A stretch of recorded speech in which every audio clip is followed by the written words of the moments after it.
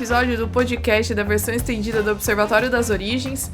Você já viu um pedacinho lá na terça-feira aqui no meu canal, no canal do Michelson, a gente comentando sobre algumas perguntas, algumas notícias. Se você não viu ainda, não tem problema. Ou você continua nesse vídeo até o final, ou você pode voltar lá no YouTube, tem um vídeo só dessa parte, tá bom? Mas nós estamos aqui na versão estendida, em que a gente tem mais tempo de discutir algumas coisas, né? Com mais tranquilidade. Eu vou mostrar aqui os sites para vocês, algumas imagens, e lembra que todas as referências que eu for citar, elas vão estar disponíveis na descrição, tá bom? Inclusive com a minutagem, ou seja, se você quer ver uma pergunta em específico lá, você clica ali na descrição, no hiperlink ali azulzinho do minuto, e o vídeo vai direto para aquele minuto.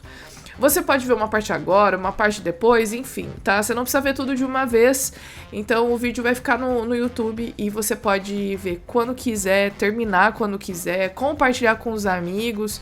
O pessoal tá falando sobre isso, que tá gostando. Inclusive, deixa o seu like aqui. Você pode ajudar o canal compartilhando com os amigos, se inscrevendo, engajando, né?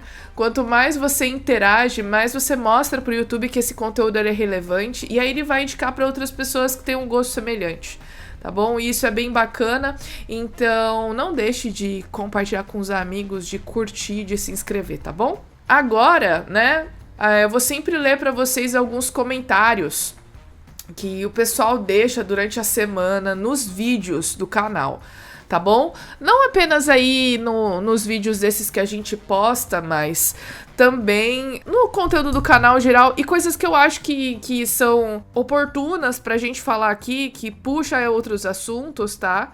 Eu não vou selecionar só aqueles que me elogiam, vou comentar um pouco de todos, tá?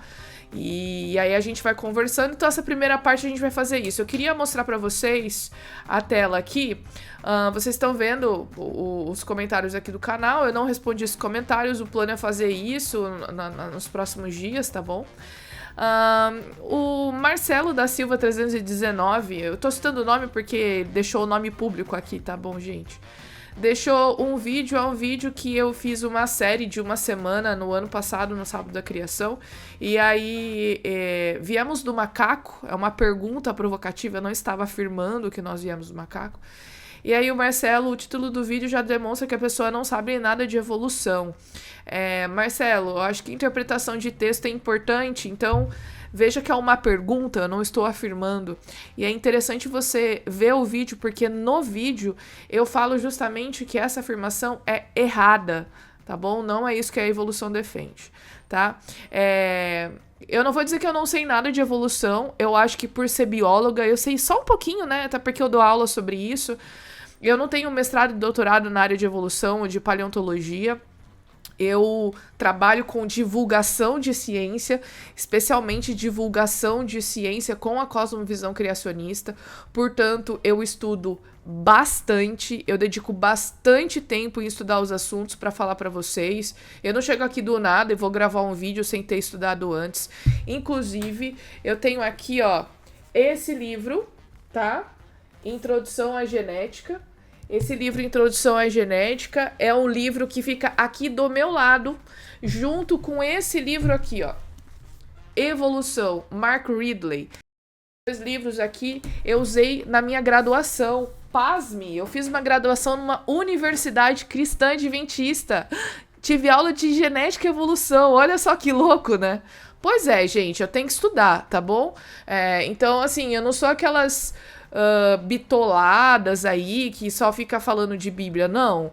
Eu sempre defendo de que nós criacionistas ou que nós cristãos, a gente precisa dar embasamento à nossa fé. Então eu preciso estudar bastante o que a evolução diz para poder entender e poder encontrar evidências para defender a versão criacionista e a interpretação criacionista, tá bom? Então, desculpa, mas infelizmente isso mostra que você não me conhece, tá? Aqui o outro, o Wendell Levy, eu acho que no mesmo vídeo, não sei se combinaram de fazer o mesmo, de falar sobre o mesmo assunto, diz assim: a teoria da evolução é apenas uma teoria, ela é estudada todos os dias, a cada passo se prova que é verdade, ela não é apenas uma teoria. A teoria da evolução faz parte da cosmovisão evolucionista naturalista, tá bom? Eu acho que você precisa se informar um pouquinho mais a esse respeito. Não dá pra gente reduzir a teoria da evolução a apenas uma teoria, tá bom? Isso é muito reducionista. A fábula do Gênesis é apenas uma fábula. Ela é estudada. A cada passo se confirma que é uma fábula, mitologia. Novamente, Wendell, eu acho que você tá um pouquinho equivocado e eu imagino que você não conhece as evidências arqueológicas da veracidade do Gênesis e da Bíblia, né? Infelizmente, eu acho que você precisaria se informar, tá? Segue lá o Dr. Rodrigo Silva. Ele tem um programa que, sei lá, pode te ajudar, chama Evidências. E aí, você poderia, talvez, se desligar desse estereótipo e desse argumento que é dito por pessoas, talvez você tenha ouvido isso, né? Pessoas que não conhecem e são reducionistas também, né? E acabam esnobando todas aquelas pessoas que passam a vida inteira estudando arqueologia e estudando a Bíblia, tá bom? Então é importante a gente estudar bastante antes da gente se posicionar, tá? O Peeling aqui deixou um comentário sobre o vídeo dessa semana, da terça-feira.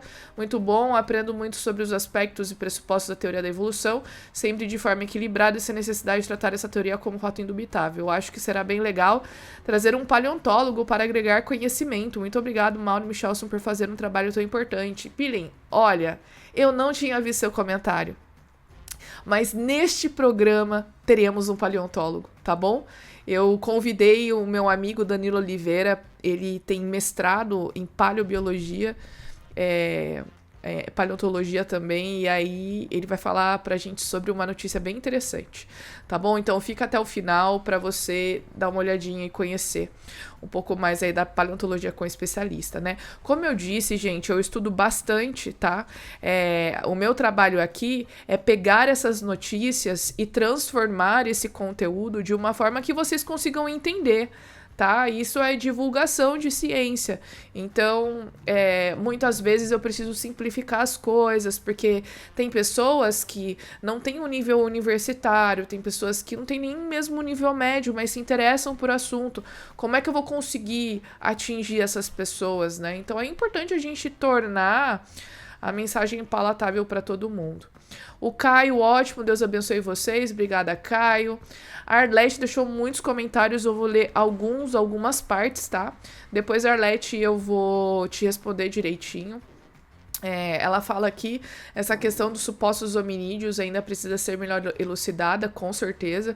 De acordo com o que sempre soubemos, os humanos antigos eram maiores que nós, mas por que os neandertais eram menores? Existe, né, uma crença aí de que... E nós acreditamos, por algumas evidências aí, que antes do dilúvio os homens eles realmente eram bem maiores, mas por causa do pecado e até mesmo após o dilúvio, por causa dos cruzamentos, da dispersão das populações, ao longo do tempo o homem foi ficando com uma estatura menor e também foi vivendo menos. Isso por causa da degradação do pecado e muitos cruzamentos consanguíneos, né, gente? Lembrando que casamentos consanguíneos, como são indivíduos que são parecidos geneticamente, tem uma chance maior de aparecer mutações, se elas estiverem na família, e vários desfechos aí. Então, algumas coisas que aconteceram ao longo que a gente interpreta dessa forma. Sérgio Ricardo, obrigado, excelente conteúdo, obrigada, Sérgio, o Jorge também. A Arlete aqui, a Arlete estava falando um pouco, porque no vídeo passado eu respondi uma pergunta que ela enviou, e aí ela estava falando sobre a questão da evolução dos répteis dos mamíferos. Arlete, eu vou confessar para você que eu não estou muito por dentro da evolução dos mamíferos. Eu vou pegar aqui esses termos que você mandou, dos prováveis ancestrais, esses sinapsídeos aqui, que você citou que poderiam ser os vertebrados, né, que surgiram aí mais de 200 milhões de anos atrás, de acordo com a evolução, e seriam os ancestrais dos mamíferos. Eu vi que era um grupo de anfíbios que pareciam com répteis e deram origem aos mamíferos. Enfim, eu vou estudar isso melhor, e você me deu uma ideia de conteúdo excelente para o canal, tá bom? E eu prometo que eu vou guardar esse tema, e assim que eu tiver um tempo eu vou escrever sobre isso, vou gravar conteúdo sobre isso, tá bom? Ela agradeceu pela resposta, etc. A Arlete, ela fez uma correção aqui a respeito dos termos técnicos que eu falei no vídeo passado, a respeito do tempo geológico, tá bom?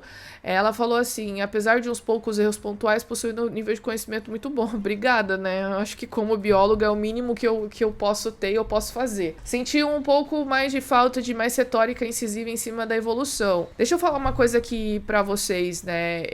Gente, desculpa, mas se você espera que eu fique acusando os evolucionistas aqui o tempo inteiro, eu não gosto dessa posição combativa, não gosto de ficar provocando o outro. Eu acho que dessa forma a gente não chega a lugar nenhum, e eu não me importo se tem 100 pessoas vendo esse vídeo ou se tem 500 mil, eu não me importo. Eu não tô aqui pra ficar ganhando like, pra ficar ganhando view.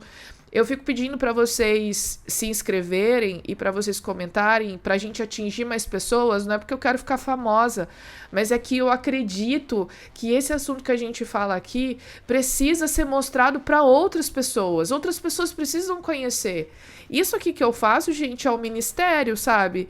Isso aqui para mim é como se fosse um trabalho. Eu tenho um tempo que eu separo para isso, eu tenho um tempo que eu invisto nisso. Não só meu tempo, mas recursos, né? E eu tenho pedido para Deus me abençoar nesse ministério. Então, eu acredito que essa é uma forma da gente poder levar Jesus para as pessoas também, porque ciência e religião se integram, e com isso a gente consegue conhecer melhor o nosso Criador, o nosso Salvador. Então é isso que eu quero fazer, eu quero atingir mais pessoas, tá? Então eu não quero fazer isso falando mal, eu não quero fazer isso pegando briga, provocando, falando mal de X, de Y. Eu não vou fazer isso, tá? A minha ideia aqui não é querer fazer uma revolta e falar: a teoria da evolução precisa acabar. Gente, eu sou cientista, eu preciso ser aberto à questão de compartilhamento de ideias, da gente ter o direito de desenvolver uma ideia, de fazer uma hipótese, de testar essa hipótese, de publicar essa hipótese para virar algo importante, relevante para a comunidade científica. Então, eu não quero acabar com nada, sabe? Eu quero sim que a gente veja, por meio do conhecimento que é produzido, e um conhecimento que é produzido com viés evolucionista, interpretado pela ótica evolucionista, ver essas evidências por meio da ótica criacionista, indicando que, olha, eu também tenho evidências para acreditar que eu fui criada e planejada, né? Então, ao mesmo tempo, até estava conversando, quem assistiu o vídeo com o Michelson na terça-feira, né? A gente falou sobre isso. É a mesma evidência, são interpretações diferentes. Então, eu tenho evidência para afirmar que houve uma criação especial, para afirmar que os animais eles foram criados nos seus tipos básicos, separados. E eu vou discutir isso com a entrevista com o Danilo. Você fica aí até o final que você vai ver. Então, assim, desculpa, mas eu não tenho intenção de ter uma postura combativa, tá bom? Porque eu não concordo com isso. Eu entendo que há pessoas que fazem isso, aí do YouTube, e eu não vou criticar essas pessoas, cada um acha que tem que fazer certo, mas eu não me sinto confortável fazendo isso. Ela falou aqui do termo fóssil vivo, que é um termo que não é mais usado, etc. Olha, assim, pra mim não faz muita diferença, sabe? É um termo que pode ser que não seja mais usado porque pode trazer uma interpretação, uma visão errônea aí da teoria da evolução para algumas pessoas, e pode fazer com que as pessoas duvidem da evolução por causa disso. É por isso que as pessoas mudam a nomenclatura muitas vezes, né? O fóssil vivo é o quê? É um animal que está preservado em fóssil, não mudou nada, e hoje a gente encontra ele vivo. É igualzinho, como se tivesse tirado um xerox, só que na rocha. Então, essa questão de termo, etc., pra mim não importa muito, tá? O que importa mesmo é o que a evidência diz. E eu achei interessante aqui um comentário da Arlete novamente, né? Porque no primeiro vídeo, na verdade, o primeiro vídeo, né? Ela fala aqui que eu falei a respeito desses fósseis vivos, enfim, que uma das explicações do porquê eles não apresentarem mudanças nos milhões de anos é porque eles têm uma facilidade muito grande de corrigir mutações, o que impediria dessas mutações se desenvolverem em características e tal. E aí ela fala o seguinte, olha só, noto muito design inteligente na capacidade de corrigir os próprios genes, mas isso é para evitar câncer. Mas aí eles aproveitam para dizer que é por isso que não evoluem. Então, nesse caso, nenhum ser vivo deveria ter mudado, já que é mais vantajoso evitar o câncer do que mudar para se adaptar num ambiente específico. Realmente faz sentido. Concordo com ela, né? E quando a gente vai estudando e vai lendo, a gente vai encontrando essas contradições e vai fazendo esses questionamentos. Ela fez uma correção também a respeito da coluna geológica. E, Arlete, eu já sabia tudo que você falou aqui, tá? Que o período permiano encerra a era paleozoica, daí começa a era cenozoica, que tem o Jurássico, Triássico, Jurássico, Triássico e Cretáceo. Aí no final do Cretáceo tem uma super extinção, etc. E aí eu vou até te falar que eu não tô dando um miguezão aqui em você. Alguns anos atrás, quando eu trabalhei lá no Museu em Galápagos, né? Uma das minhas funções era produzir conteúdo pro museu. E aí eu queria mostrar pra vocês agora, só pra dizer que eu não sou de miguezão, um infográfico que eu fiz baseado em dados eu acho que é a União de Estratigrafia, é uma instituição de estratigrafia a nível mundial, então os dados são confiáveis, tá? E aí eu peguei essas informações para fazer o infográfico da coluna geológica. E vocês estão vendo aqui que tá até em espanhol, né? Eu preciso traduzir. Um dia, quando eu tiver tempo, eu vou traduzir, vou disponibilizar para vocês poderem fazer o download. E aí você consegue ver aqui toda a organização da coluna geológica, ou seja, a sequência das rochas que foram identificadas pelos paleontólogos, né? Então, aqui nessa parte da esquerda você tem as eras, depois os éons, depois as eras aqui, períodos e épocas. O que eu estava falando ali para vocês é do Permiano, que é o último período da Era Paleozoica, e é aqui que tem uma extinção em massa bem importante, que é essa caveirinha aqui. Essa extinção em massa do final do Permiano, início do Triássico, início aqui da Era Mesozoica, de acordo com os paleontólogos, foi aquela que deu origem, então, à grande diversificação dos répteis. Aí a gente passa o Triássico, Jurássico, Cretáceo, e aí, aqui no final do Cretáceo, o superior, né, ou tardio, enfim, para terminar a Mesozoica, aqui no Cretáceo a gente tem o início da Era Cenozoica, do período do Paleógeno, né? Que seria, então, todos esses períodos da Era Cenozoica que estamos hoje, a diversificação dos mamíferos. Foi, na verdade, uma cãibra mental, uma expressão que eu acho interessante que o Felipe Figueiredo, lá do Xadrez Verbal, fala. Pode ter sido uma falta de atenção aí que eu tenha trocado os nomes, tá bom? Mas a sequência tá aqui direitinho. Eu até coloquei os fósseis característicos de cada parte, etc. E bem interessante essa coluna geológica. Tem aqui, o que mais? Doutora Maura, cheguei aqui pela indicação do pastor Michelson Borges, no quadro Notícias da Semana, e gostei muito da indicação. Vou maratonar e indicar essa bênção, Brasília, Distrito Federal. Obrigada, muito obrigada, isso mesmo, vamos compartilhar. Temos aí alguns recados interessantes, eu gosto de compartilhar com vocês. Se você quiser mandar um recado interessante, alguma dúvida, uma sugestão, algo que você viu assim, nossa, que absurdo que a Maura tá falando, tá? Mas assim, não precisa provocar e não precisa falar mal, porque... Gente, desculpa, mas eu não me importo com provocação, tá bom? Isso não vai me atingir. Então, seja nice, be nice, tá? Eu não ataco ninguém aqui e não gostaria de ser atacado. Mas, enfim, né? Não sei se isso faz muita diferença aí nas internets. Vamos começar, então, com a nossa primeira notícia, que eu achei super interessante. É uma notícia que diz o seguinte: groundbreaking study suggests Biblical account aligns with cosmic research. Ai, Maura, traduz! Sim, eu vou traduzir para vocês, tá bom? Vou mostrar aqui a notícia que saiu. O Yahoo, né? Tem outros sites também. O que eu achei interessante é que é a notícia de uma pesquisa feita por um instituto de pesquisa que tem a cosmovisão criacionista, pelo Instituto Advanced Christian Research. O título da notícia traduzida, eu vou traduzir aqui, ó, para você traduzir essas páginas do Google, traduzir seleção para o português, traduzir a página toda. Traduz. Dados de astrofísicos de Harvard fornecem suporte científico para o Gênesis. Estudo inovador sugere que o relato bíblico se alinha com a pesquisa cósmica.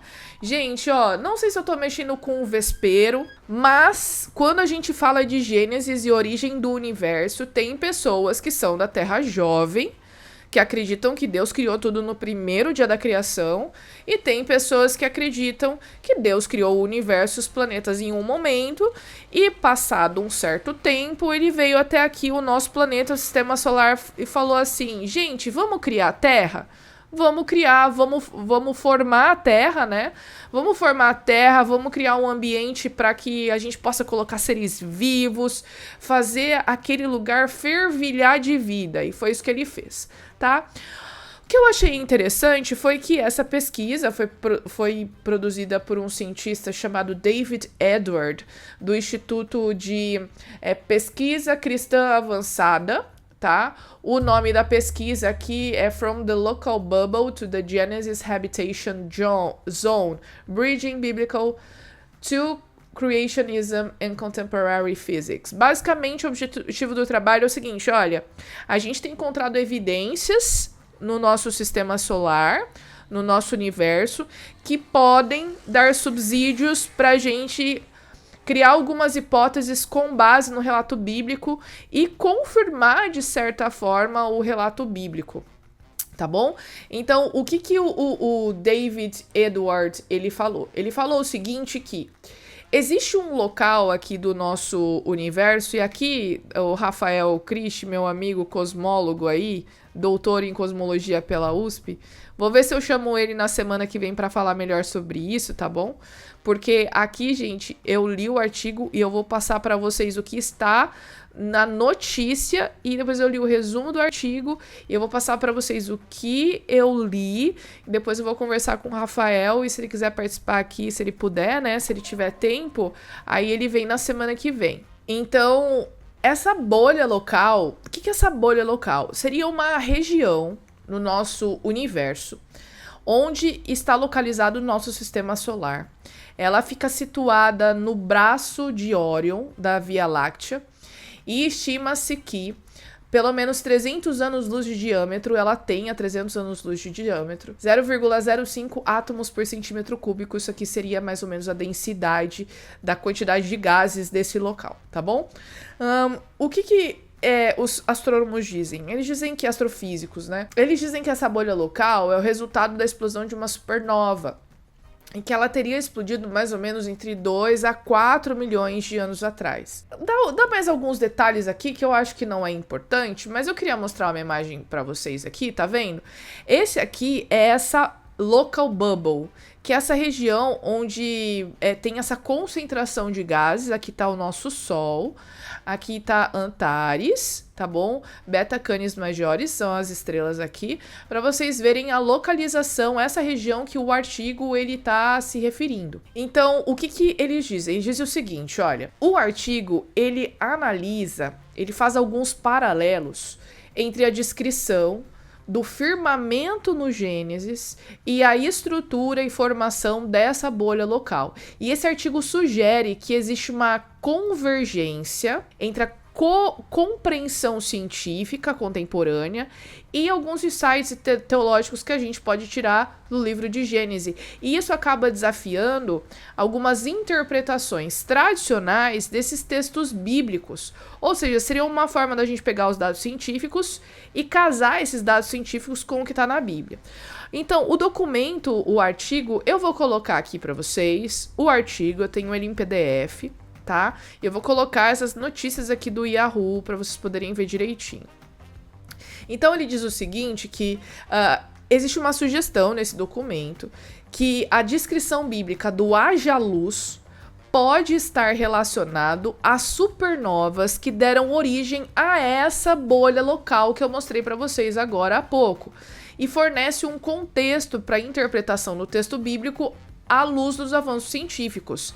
Outra coisa também é que o estudo propõe que a narrativa bíblica pode refletir uma compreensão precisa da estrutura do espaço e pode se alinhar com as descobertas científicas mais modernas, tá bom? Então é muito interessante a gente ver que existe pesquisa legal, interessante sendo produzida, com dados gerados atualmente e que pode dar sustentação para o relato de Gênesis, tá bom?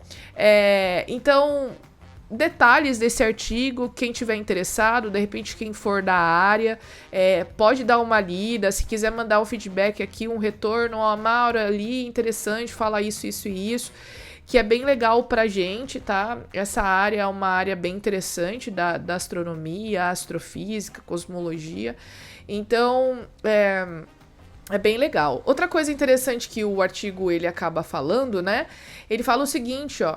O estudo também destaca a importância do diálogo interdisciplinar entre ciência e religião, enfatizando a complementaridade entre os domínios espiritual e empírico. O autor ele também defende a integração dos cálculos científicos na discussão teológica. Isso não vai apenas aprimorar o significado dessa narrativa, mas também vai nos levar a um espaço de reflexão sobre essa relação do divino e do mundo natural, que é aquilo que a gente sempre defende, né, gente? Então, veja que interessante quando a gente tem cientistas sérios e que produzem material e que nos amplia um pouco a visão de Gênesis. Ai, Maura, mas você está dizendo que agora isso é verdade? Não, gente, não é. Eu estou apresentando aqui para vocês uma evidência que pode ser interessante. Ó, quando a gente faz um trabalho científico, a gente nunca pode falar, trabalho científico está feito, pronto, o assunto está encerrado. Não, com certeza, ele levantou muitas questões com esse artigo. Ah, agora que a gente imagina que foi assim que aconteceu, como que foi isso? Como que foi aquilo? Preciso fazer mais pesquisa. Então, não se esqueça, tá? A gente precisa fazer mais pesquisas para poder ampliar o nosso assunto e, de repente, confirmar aquela hipótese inicial, de repente, ter subsídio para poder formar uma teoria. Olha só que legal. Precisamos de pessoas para discutir e para estudar a esse respeito, tá bom? Fica aí a ideia, fica aí a fonte para você que quiser ler mais. Acesse os links que estão na descrição do vídeo. Próxima notícia aqui é uma notícia tupiniquim, um artigo do Olhar Digital, um artigo de divulgação, de reprodução, né? E ele vem falando sobre um fóssil que foi encontrado em Minas Gerais. E por que esse fóssil é interessante? Esse fóssil é um fóssil de cianobactéria. Para você que está aí no YouTube, você tá vendo as imagens aí desse fóssil, né? Essa cianobactéria. As cianobactérias são organismos procariontes, são organismos que estão aí, são bem parecidos com aquelas bactérias que a gente tem no nosso dia a dia, que podem causar doenças, por exemplo. Só que as cianobactérias, elas têm esse nome porque elas têm um pigmento associado aí à clorofila, né? Tem a clorofila, que elas fazem fotossíntese. O que é interessante desse artigo para os evolucionistas é que esse fóssil, ele foi datado de cerca de 540 milhões de anos atrás, ou seja, lá no pré-cambriano. E a gente precisa lembrar que no Cambriano houve a explosão cambriana, a explosão de diversidade de vida. E no Cambriano, os fósseis normalmente são de organismos unicelulares, de organismos microscópicos, etc., que não tem um nível de complexidade muito grande. É interessante a linguagem do artigo, da divulgação, né? Porque eles falam aqui que eu achei interessante essa frase, né?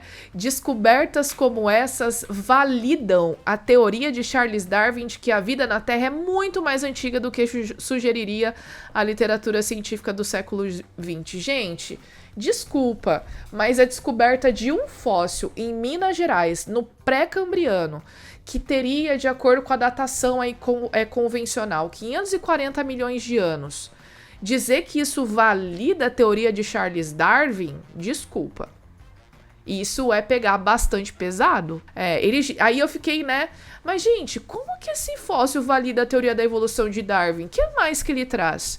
E aí, lendo em outras fontes, eu descobri que essas afirmações são feitas que validam a teoria de Charles Darwin só por causa da idade que esse fóssil teria.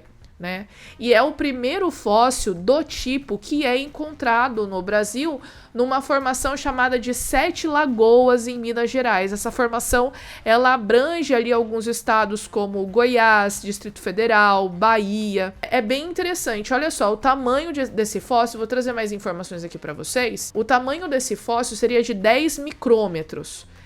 10 milionésimos de metro. Então é muito pequenininho.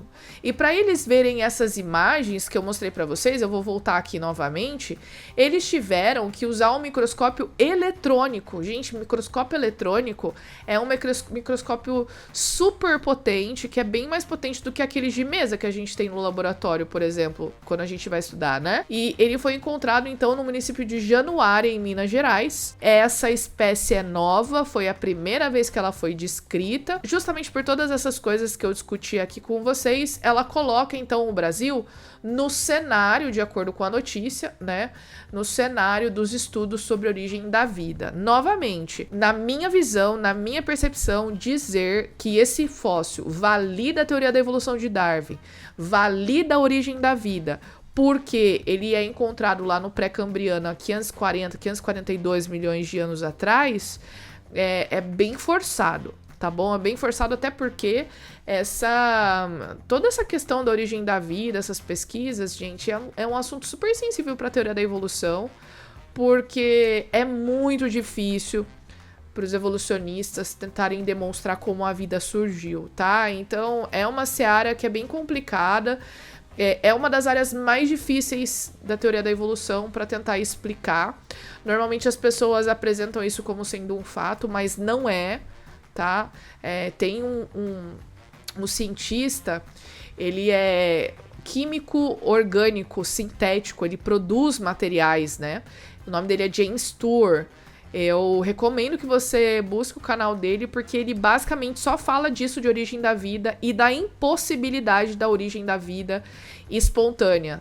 Origem pré-biótica, tá? Vamos corrigir aí. Pré-biótica da vida. Outra coisa interessante para esse fóssil é que a presença desse fóssil pode indicar que a presença de petróleo, tá? E aí o olho da galera cresce. Então, esse fóssil ele foi interessante também por causa disso. Uma descoberta interessante até por ser brasileiro, né? E por ser aí o primeiro aqui no Brasil. A nossa próxima notícia, ela chamou minha atenção, né? Para você que não me conhece, eu tenho doutorado e eu estudei especificamente a questão da poluição do ar. É lógico que o recorde do meu estudo foi poluição do ar com questões gestacionais, né? Mas ainda assim, a gente acaba estudando um pouco a fundo essa questão dos poluentes e as consequências na saúde, né? E essa notícia chamou, então, a minha atenção, vou mostrar aqui para vocês. É uma notícia do New Scientist, é um site bem interessante. E diz aqui o seguinte: a poluição do ar pode fazer insetos acasalarem com a espécie errada.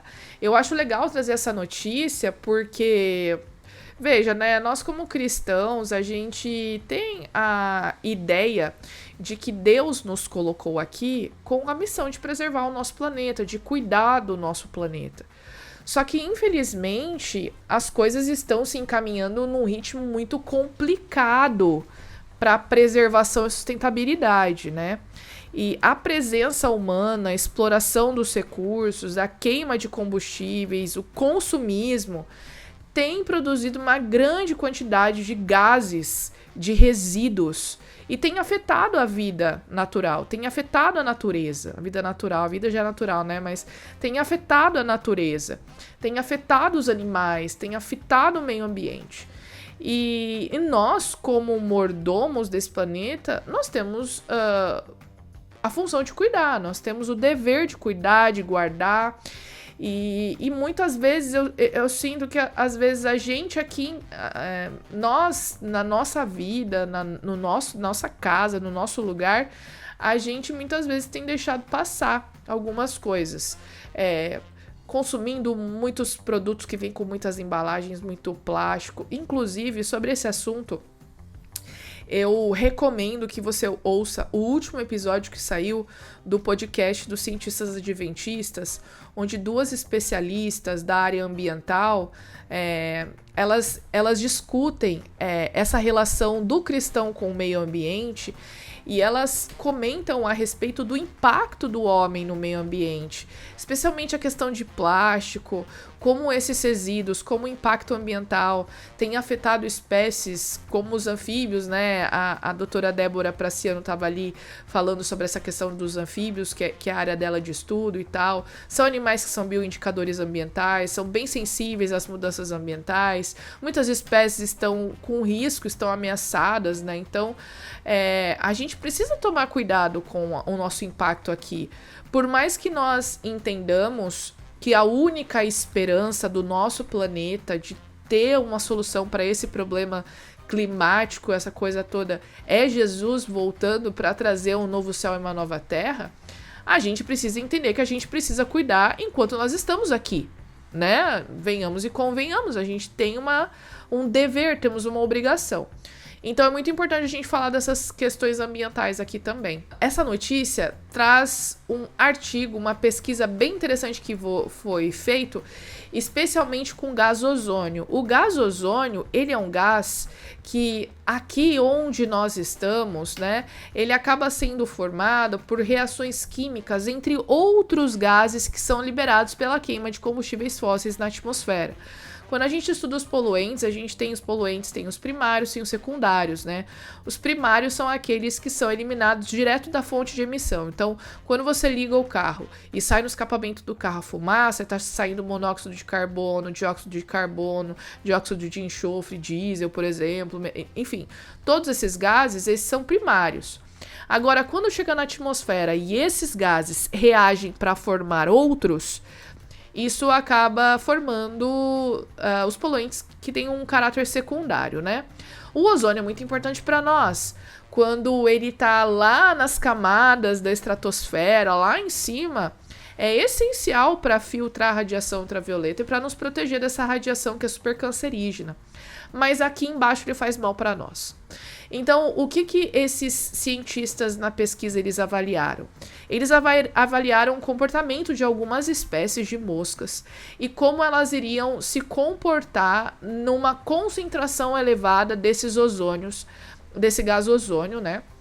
Especialmente com relação ao acasalamento e à reprodução, porque as espécies elas permanecem existindo porque elas conseguem se reproduzir. Então, os cientistas eles simularam condições parecidas com as condições de uma cidade, né? Com a concentração alta de ozônio, que é um gás importante para o efeito estufa e etc. E aí, o que eles descobriram? Os cientistas eles descobriram que o ozônio ele interage com os sinais químicos dos insetos chamados de feromônios. Os feromônios, eles são substâncias químicas que vão estar presentes quando os insetos estão na fase de reprodução. Isso vai fazer com que o macho seja atraído pela fêmea, a fêmea pelo macho e vice-versa, né? Então, eles descobriram que o ozônio acaba interagindo com essas substâncias por causa da fórmula química dessas substâncias. Eles descobriram que os machos, que as moscas machos, se tornaram menos atraentes para as fêmeas como resultado do aumento do ozônio no ar, né? E aí, o que eles fizeram? Eles colocaram 4 espécies de moscas em lugarzinhos restritos, né? Concentraram essas espécies. Essas moscas não é aquela varejeira bem feia que fica zunindo, tá? São aquelas moscas do tipo Drosophila, né? Que a gente estuda na escola, Drosophila melanogaster, que foi uma mosca muito usada nos estudos de genética por Thomas Morgan aí. Mas, nesse caso, é aquela mosquinha da fruta, né? A Drosophila é aquela mosquinha da fruta que fica em cima da fruta da banana quando ela fica apodrecendo, fica passando do ponto, né? Então, eles colocaram 4 espécies de Drosophila, machos e fêmeas, que foram expostos a níveis elevados de ozônio. E esses níveis eram comparáveis a dias quentes numa cidade e eles foram expostos por 2 horas. E aí, o que os pesquisadores fizeram? Eles deram às fêmeas a opção de acasalar com um macho da mesma espécie ou um macho de espécie diferente. Eles perceberam, os pesquisadores, que depois da exposição ao ozônio, foram produzidos híbridos. Cerca de 70% das vezes em que essas moscas acasalaram, elas produziram híbridos, enquanto o número foi de 20% no grupo controle. Então, o que eles fizeram? Eles fizeram um grupo experimental, em que eles colocaram várias espécies, e colocaram o grupo controle também várias espécies. No grupo experimental, eles colocaram essa concentração elevada de ozônio por 2 horas. No grupo controle, eles colocaram a concentração do ar normal. E aí eles verificaram que no grupo experimental, onde tinha concentração elevada de ozônio, a produção de híbridos foi de 70% maior. Isso quer dizer que na presença do ozônio elevado, as moscas elas não conseguem exatamente copular com o macho da sua espécie. Ela acaba copulando com o macho de outra espécie. E aí, como resultado, você tem híbrido. E a gente sabe que esses híbridos eles não são férteis, eles podem ser estéreis muitas vezes. Isso não é vantajoso para as populações, porque se você tem indivíduos que são estéreis, você não vai ter o aumento da população, você não vai ter uma dinâmica populacional favorável, você não vai ter um equilíbrio populacional, tá? E aí o pesquisador diz aqui, ó, as moscas investem muito nos seus descendentes, mas os descendentes não podem transferir os seus genes para gerações futuras porque eles são híbridos e são estéreis, né?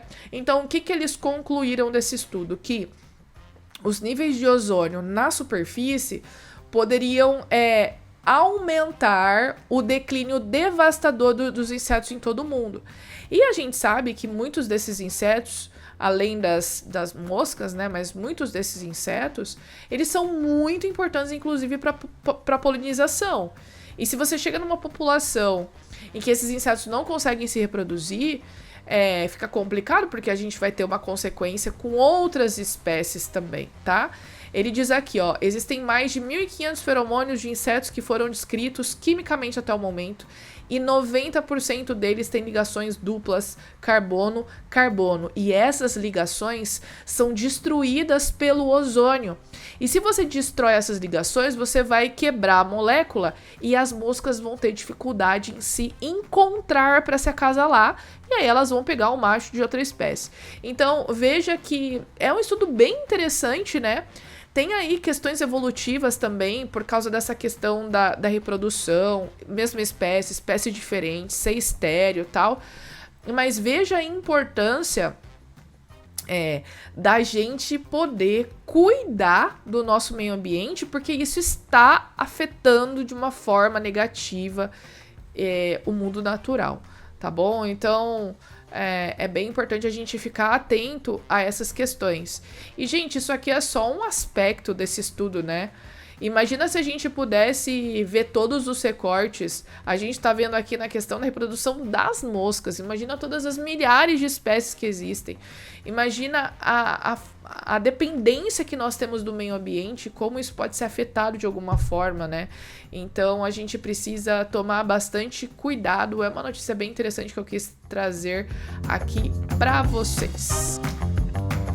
A próxima notícia é uma notícia interessante, que foi do dia 23 de fevereiro, tá meio antiga, né? Mas eu achei interessante trazer aqui.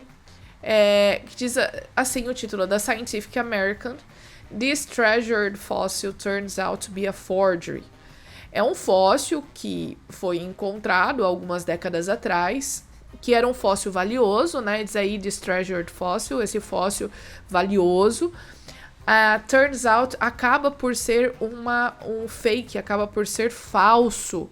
É esse fóssil que você tá olhando aqui, tá bom? O nome dele é Tridentinosaurus antiquus, que foi descoberto lá nos Alpes italianos em 1931. E esse fóssil ele foi estudado por muito tempo e ele foi muito valioso porque ele trazia informações muito importantes para os paleontólogos. Então, deixa eu dar aqui um contexto melhor a respeito disso. De acordo com os paleontólogos, esse fóssil, né, esse animal que se tornou fóssil, ele foi um pequeno lagarto, réptil, né, que viveu durante o Permiano. Lembra aquele período que eu mostrei para vocês agora há pouco lá na coluna geológica? E ele foi encontrado nos Alpes, descoberto em 1931. E os cientistas pensaram que ele tinha traços carbonizados, como se a pele dele tivesse ficado preservada, uma pele carbonizada na superfície da rocha. E de lá para cá, desde 1931 até agora, gerações de paleontólogos têm visto esse fóssil como o animal mais antigo que foi fossilizado, justamente por causa desse aspecto que ele tem ali. Tá? E esse tipo de preservação desse fóssil é muito raro, tá bom? Por isso que ele é tão precioso assim. Ele foi descrito já em artigos, em livros, mas os paleontólogos nunca estudaram esse fóssil com detalhes.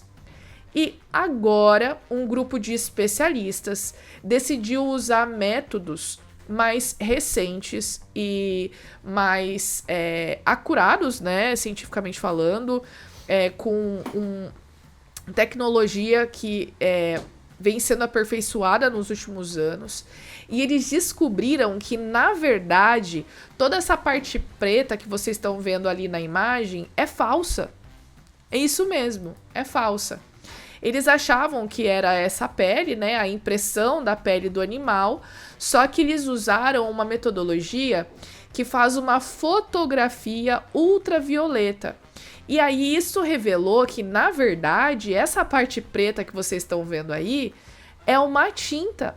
A pessoa que achou esse fóssil pintou, de repente, peraí, o que eu posso fazer para esse fóssil poder ser mais valioso, para eu poder vender ele com um valor maior? E aí eles pegaram e passaram uma tinta ali. Só que aí ninguém, naquele momento, né, ninguém se preocupou em ir lá e fazer análises mais detalhadas, até porque a tecnologia que foi usada hoje não existia antes, né? Só que, infelizmente, eles encontraram e viram que esse fóssil, pelo menos essa parte preta, é uma farsa. Mas, na verdade, não é só farsa esse fóssil. Existem algumas partes desse animal que realmente foram preservadas. Então, a parte dos membros das pernas de trás, das traseiras, né? E alguns outros vestígios são verdadeiros. Mas toda essa parte que foi pintada ali realmente foi forjada com tinta preta. Tá bom? A notícia acaba falando também, contextualizando, dizendo que essa não foi a primeira fraude em fóssil, né? Que foi encontrada e que foi desmistificada, na verdade, né? Então a gente tem na história da paleontologia, infelizmente, muitos fósseis que foram fraudados para tentar passar algo que não era verdade, para poder aumentar o valor dele, para fazer com que o pesquisador que teria descoberto esse provável fóssil se tornasse famoso, se tornasse notório, né? A gente tem, por exemplo, fósseis de Archaeopteryx, que a reportagem traz, que foram fraudados. A gente tem um fóssil muito famoso, especialmente na linhagem evolutiva do homem, que seria aí uma forma transicional, que é o homem de Piltdown, que Inclusive, eu e o Vinícius, a gente fala sobre isso no Origens Podcast, um podcast que a gente gravou há uns anos atrás, em que a gente fala sobre fraudes na ciência, a gente fala melhor sobre essa história. Eu vou colocar o link para vocês na descrição. Infelizmente, existem muitas fraudes, né? Mas são pessoas, onde houver pessoas, haverá enganação, né? Então, o que a gente tem que fazer hoje? Os paleontólogos têm que estudar isso de uma forma mais específica, de perto, usando tecnologias recentes, como esse grupo fez, e aí foi bem interessante por causa disso. Mas como eu disse, o fóssil não é de todo falso, existem algumas estruturas que são reais, mas toda essa parte que fez o fóssil ser valioso, né, acabou sendo fake. E o interessante é o seguinte, veja a quantidade de conteúdo que foi produzido, artigos e livros, sem fazer uma análise detalhada do fóssil. De repente só por fotos ou etc. Então a gente tem que tomar bastante cuidado também com a evidência que a gente tem para estudar, para a gente não fazer uma análise superficial e depois descobrir que ela é falsa. E agora a nossa última notícia. Nossa Senhora! Meus amigos, os Neandertais voltaram. E vocês vão ver que nessas últimas semanas, recorrentemente, eu falei dos Neandertais, né? Participei ali do programa Além dos Fatos na Rádio Novo Tempo, falando só desses Neandertais. Postei alguns vídeos no meu Instagram. Algumas pessoas mandaram perguntas falando dos Neandertais, especialmente porque eu citei aquela evidência do gene, né? E da semelhança genética, na verdade. Falei para vocês que essa semelhança genética que nós temos com os Neandertais indicam que em algum momento, isso é conhecido pela comunidade científica, de que houve um cruzamento entre Homo sapiens e Neandertais. E, enfim, eles têm tantas semelhanças conosco que é muito difícil a gente achar que eles são de espécies diferentes. Então, todas as evidências apontam para uma única espécie. E eu trouxe aqui mais uma evidência para vocês. Um artigo que foi publicado aqui no dia 11 de abril. Hoje eu tô gravando esse vídeo dia 12, foi ontem, saiu.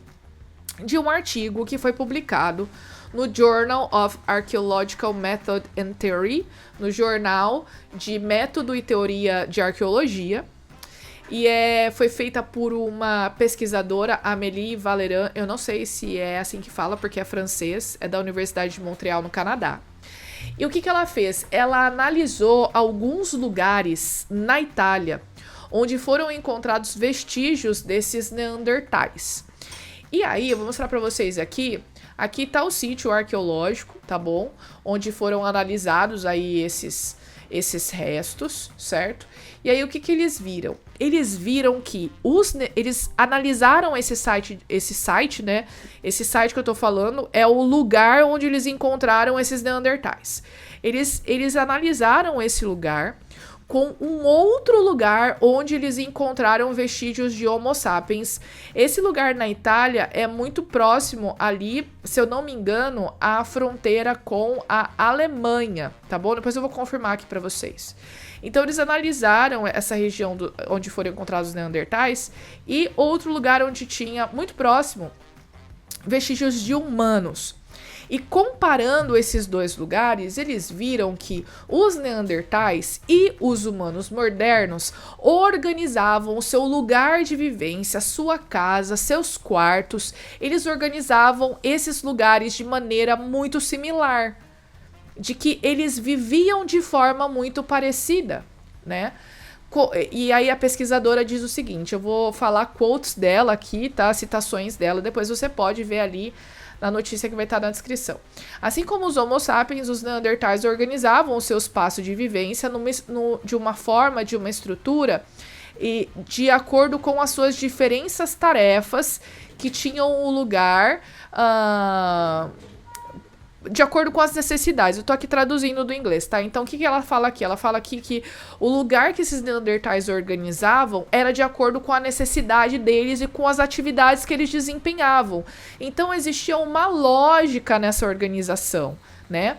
Esse estudo, ele evidencia que a imagem que as pessoas têm de neandertais primitivos, ela não é correta, ela não é acurada, e que esses humanos antigos eram muito similares aos nossos ancestrais, tá bom? Porque de acordo aí com a linhagem evolutiva, os neandertais são meio que primos nossos, tá? Não, a gente não veio dos neandertais, nós somos primos, tem ancestral comum, tá bom? Então, outra coisa que eles falam aqui, que tanto o grupo dos humanos quanto o grupo dos neandertais, eles tinham esses espaços estruturados, organizados, os lugares, eles seguiam essa lógica que eu falei de organização, de acordo com atividades que eram desempenhadas com uma frequência menor ou com uma frequência maior. Outra coisa que eles falam também é que eles não encontraram evidência, não significa que não tem, mas eles não encontraram evidências de que os neandertais, por terem lugares bem próximos aos humanos, mas não tinha evidências de que eles se cruzavam, né? De que eles conviviam de alguma forma. E aí o autor disse que essa lógica na organização era compartilhada pelos humanos e neandertais. E aí, gente, é o que eu sempre falo, né? Daquele ditado do inglês. Se anda como pato, se faz barulho de pato, se parece um pato, só pode ser um pato, né? Não vai ser, sei lá, uma pomba, não vai ser um papagaio. Então, é muito claro, mais uma evidência aí, de que neandertais, na verdade, era uma variedade dos humanos que existiam há muito tempo atrás. Então, provavelmente essas populações se dividiram. E aí, como elas se dividiram, obviamente, eles tinham costumes diferentes, formas de viver diferentes, mas veja que a lógica é muito similar. Isso significa que, né, foram adaptadas às condições em que eles viviam. E aí, outra diferença também fala em relação ao tempo, né? Que os neandertais, eles moravam nessas cavernas, os humanos moravam mais tempo, eles moravam menos, enfim. Então, veja que é uma pesquisa bem interessante e que na nossa percepção criacionista só vem reforçar a ideia de que somos todos humanos, tá? Todos os homos, seja sapiens, seja neandertalenses, todos nós somos humanos, todos nós somos da mesma espécie, tá bom? Então, essas foram as notícias de hoje, mas você não sai daí, porque agora eu vou introduzir aqui uma entrevista que eu gravei com meu amigo Danilo, porque saiu uma notícia falando do Tiktaalik. A gente explica direitinho a respeito do Tiktaalik, da importância do Tiktaalik, que seria uma forma transicional na conquista do ambiente terrestre, quando os peixes saíram da água, conquistaram o ambiente terrestre e formaram os tetrápodes, que são os vertebrados terrestres, né? Saiu uma notícia aí, trazendo algumas novidades, e aí chamei o Danilo, que é paleontólogo, que a gente já havia gravado um conteúdo sobre Tiktaalik antes, inclusive eu dou as dicas no vídeo que você vai ver na entrevista daqui pra frente.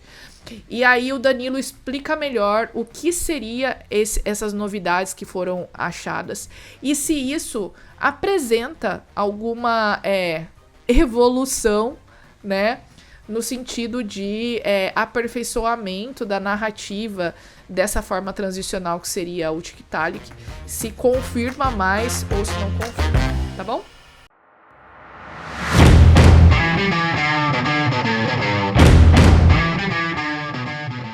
Então, pessoal, eu estou aqui com o Danilo Oliveira. O Danilo é um amigo, faz tempo que a gente se conhece, estamos aí parceiros no criacionismo, né? Inclusive, nós gravamos por um tempo uma temporada do podcast Crialogando, foi muito bacana. Eu vou colocar depois o link para vocês ouvirem.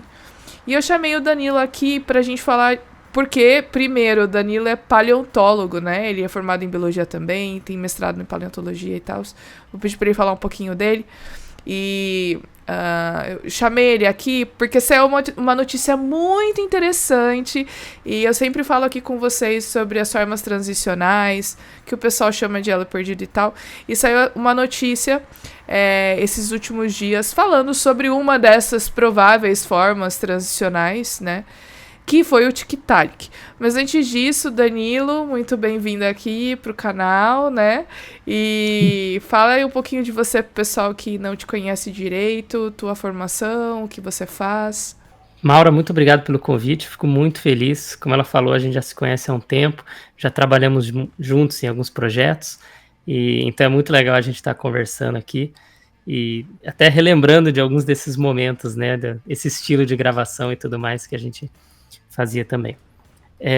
Então, como ela mencionou, eu sou biólogo, fiz minha licenciatura, também um bacharel em ciências biológicas, e o meu mestrado em paleobiologia, né, que é uma área da paleontologia. Por isso, então me tornei paleontólogo. Sempre gostei dessa área de fósseis e de dinossauros e tudo mais. Geralmente é uma fase que as crianças têm essa fase, esse momento, né, de gostar de dinossauros. Eu acho que eu não cresci e tô nessa fase até hoje, né? Então, acabei me tornando paleontólogo. Então, quando a gente fala de fósseis e coisas assim, é algo que está muito próximo do meu coração, e eu fico feliz de poder tratar essas temáticas, seja em podcast, em vídeo, ou o que for. Muito bom, então vamos partir direto aqui, sendo bem objetivo para a notícia. Eu vou falar um pouco para vocês sobre o título. O título é o seguinte: o fóssil do Tiktaalik revela um passo-chave na evolução of walking, de caminhar, né? Porque, para você que não conhece, o Tiktaalik, ele seria a forma transicional na conquista do ambiente terrestre. Então, ele teria dado origem aí aos indivíduos que começaram a conquistar a Terra e depois, lá na frente, a origem aos tetrápodes, né? Então, o que eu vou pedir pro Danilo primeiro? Pro Danilo, lembrando aqui também, eu falei do Crialogando, se você quiser saber mais sobre o Tiktaalik, procura lá no Spotify o podcast Crialogando, que nós gravamos um episódio especialmente dedicado ao Tiktaalik, e o Danilo dá muitos detalhes, que infelizmente pelo tempo ele não vai poder dar aqui, mas ouça que tá bem legal. Eu tava ouvindo antes de gravar aqui pra relembrar umas coisas, ficou bem legal, então ouça, eu vou colocar o link aqui na descrição, tá? Então, Danilo, fala um pouquinho sobre o melhor, eu já falei, mas o Tiktaalik, a importância dele, e por que as pessoas estão se dedicando a fazer pesquisas com esse fóssil. Ok, para os evolucionistas é sempre importante encontrar o que você falou, né? Uma forma transicional. Então, essa forma transicional acaba linkando grupos diferentes. No caso do Tiktaalik, seria como se fosse um link, né? Um elo perdido, entre aspas, né? Aqui, entre os peixes e os animais terrestres. No caso, não, por exemplo, insetos, mas os tetrápodes, os vertebrados terrestres. Então, você sair ali de um peixe e se transformar em um anfíbio, né? Por exemplo, uma salamandra, né? Uma salamandra é um anfíbio, um sapo é um anfíbio. Então, seria esse passo da transição. Mas, inclusive, os próprios evolucionistas consideram o Tiktaalik um peixe. Ele é um peixe em basicamente todas as suas características, mas ele possui características algumas diferentes, curiosas, vamos colocar assim. Por exemplo, uma delas é que a cabeça dele não é muito presa com o corpo. Não que a cabeça dele vai sair, não é isso, mas muito presa com o resto do esqueleto, assim, no sentido que peixes, você não vê peixe levantando a cabeça e olhando para cima. Ele tem que virar o corpo inteiro para fazer isso. Para ele virar para o lado, também ele vira o corpo inteiro. O Tiktaalik, ele tinha uma certa liberdade de erguer um pouco a cabeça, coisa que a maioria dos peixes não tem. Então isso é uma curiosidade. Eles falavam, então provavelmente ele morava em regiões mais rasas, ou talvez até em beiradas de rios ou lagos, e conseguia erguer a cabeça para respirar fora d'água. Você fala, pô, Danilo, como assim, peixe respirando fora d'água? Sim, existem um grupo de peixes que inclusive estão vivos até hoje, tá? Que são os peixes pulmonados. Então eles respiram fora d'água, eles conseguem pôr a boquinha deles lá para fora e respirar. Até viver um tempo fora d'água, mas eles precisam da água, né? Isso é necessário. Mas é um certo grupo de peixes e ele faz parte desses peixes, certo? Por isso um peixe pulmonado. Não quer dizer que ele evoluiu, é só o jeito que ele respira. Exatamente. Diferente dos peixes que usam brânquias, né? Que respiram completamente embaixo d'água, se ficam fora, morrem muito rápido, né? Ok, então ele tem essa característica. Outra é que as nadadeiras deles é o que eles chamam de nadadeiras lobadas, que são nadadeiras mais gordinhas, digamos assim, que é um grupo de peixes chamados sarcopterídeos. Então, por exemplo, o selacanto é um desses que acreditava que estava extinto, mas está vivo até hoje, Aham. inclusive, É um né? fóssil vivo, né? A Fóssil gente vivo, fala. né? Tenho vídeos Uhum, no meu canal, no Instagram, falando sobre isso. Lazarus taxa, né? Aqueles também que uhum, permanecem em estase. É um probleminha pro uhum. pessoal resolver, Exato, né? exato. Mas e o Tiktaalik faz parte também desse grupo de peixes semelhantes aí ao selacanto, como nós mencionamos. E as nadadeiras dele parecem um pouco mais reforçadas, e também a cintura pélvica e cintura escapular, não necessariamente que ele tem uma escápula grande nem nada, mas assim, que seria a região do ombro dele, a nadadeira assim, frontal dele, não a pélvica. As duas, na realidade, elas são um pouco mais desenvolvidas do que em outros peixes, o que daria o sentido de que, nossa, ele está desenvolvendo então patas, mas não necessariamente. O Tiktaalik, ele provavelmente vivia em regiões rasas, então é muito possível que ele utilizasse essas nadadeiras dele, lobadas, para se apoiar.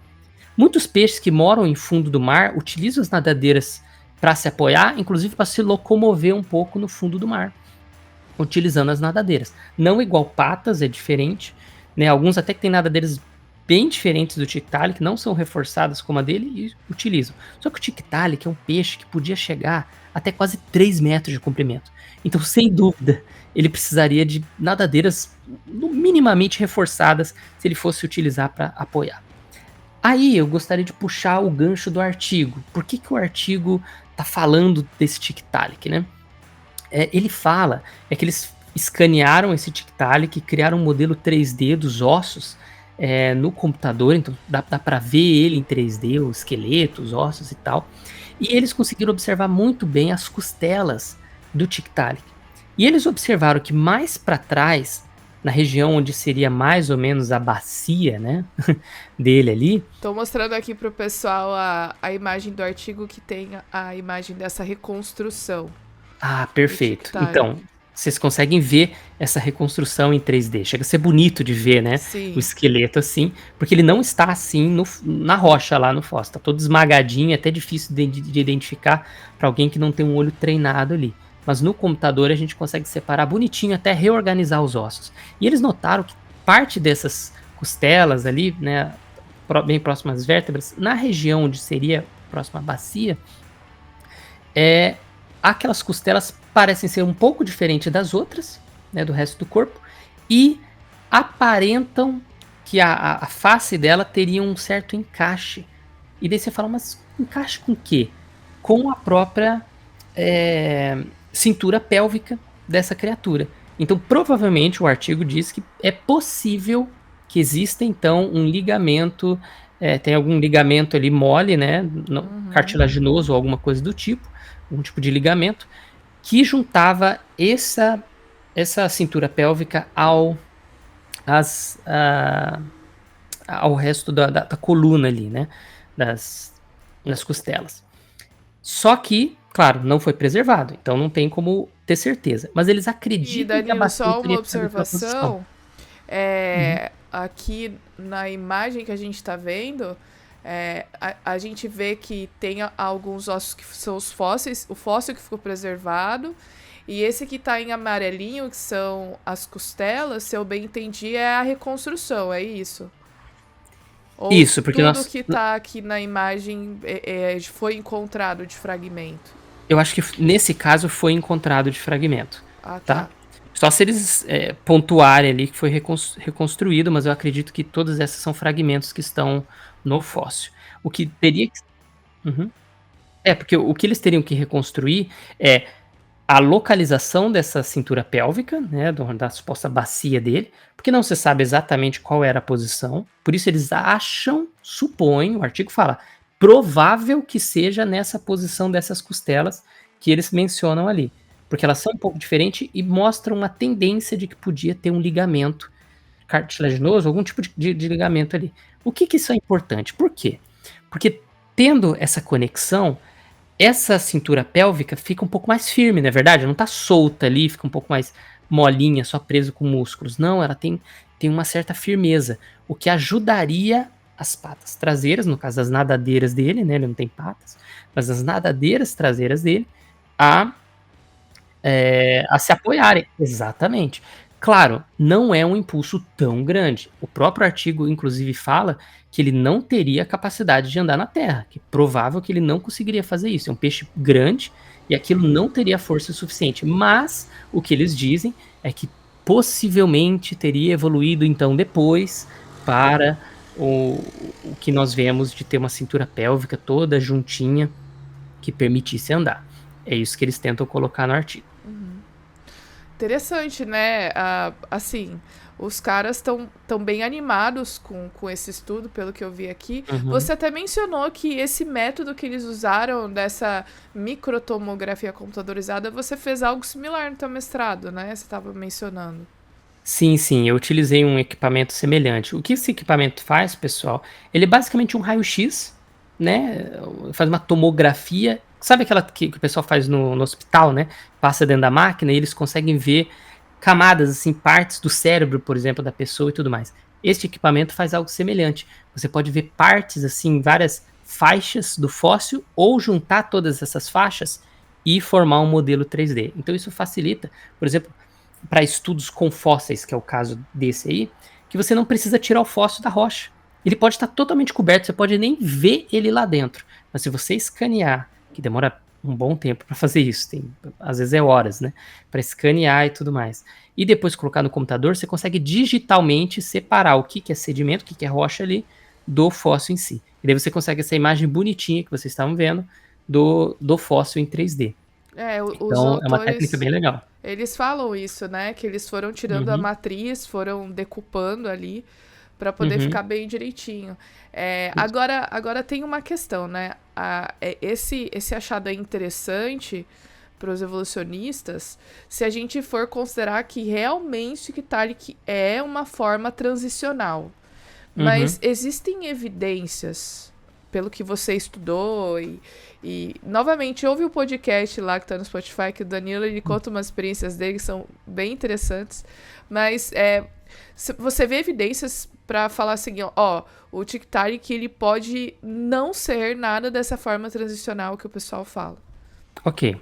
É interessante que se a gente for observar as principais características que ele tem, que são diferentes, não todas, mas várias delas, são encontradas em outros peixes também, que não necessariamente estão ligados à suposta linha evolutiva dos peixes para os anfíbios, né? E algumas dessas características estão em peixes que estão vivos até hoje.